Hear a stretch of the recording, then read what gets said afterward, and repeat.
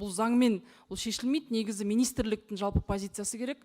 Қазақ тілді ұлттық басылымның журналистерінің айлық жалақысы туралы мәселе бүгінгі таңда мен өзекті деп ойлаймын.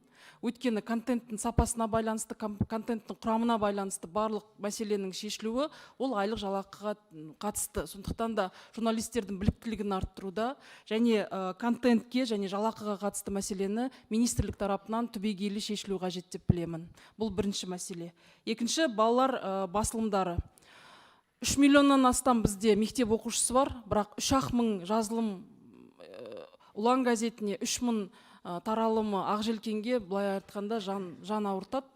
Яғни бізде қазіргі таңда кітап оқитын, газет оқитын ұрпақтың шын айтқанда есейіп бара жатқандығы және осы ұрпақты тәрбиелеуде мектептің кәдімгі рөлі бар екендігін баса көп атап өткіміз келеді.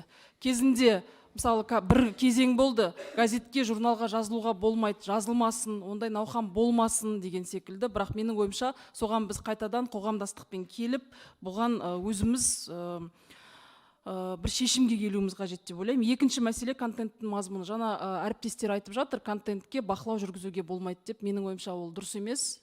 Біз контенттің моральды тұсына, контенттің тәрбие тұсына, жалпы мазмұнына байланысты қоғамдық бақылау болуы қажет. Біраздарыңыз қоғамдық бақылау заң жобасының жұмыс тобына қатыстыңыздар. Бүгінгі таңда мемлекеттік мекемелерге қоғамдық бақылау енгізіледі. Сәйкесінше жалпы мына мемлекеттен қаражат алып отырған мемлекеттік бақ өкілдеріне де контенттің мазмұнына байланысты бақылау болуы қажет деп білемін, және ол менің ойымша бүгінгі таңдағы жаһанданудың тенденциялар кезінде өте қажет деп ойлаймын.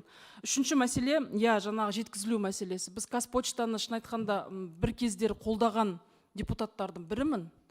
Қаражат мәселесін шешуге қатысты атсалысқан. Бірақ бүгінгі таңда маған келетін көптеген хаттар шалғай аудандарға біздің газет журналдардың, оның ішінде балалар басылымдарының жетпей отырғандығы және ол жұмыстың реттелмей отырғандығы.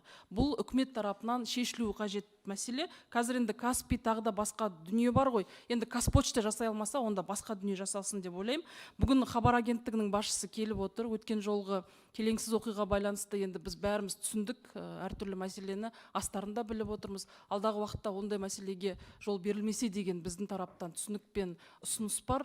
Хабар дебат секілді, саяси дебат секілді жастардың осындай танымдық дүниесіне көңіл бөлсе, оған қаралымда болатын еді, ол мәселеге рейтингта болатын еді деп ойлаймын. Рахмет. Рахмет, Жұлдыз Досбергенқызы. Нұрлан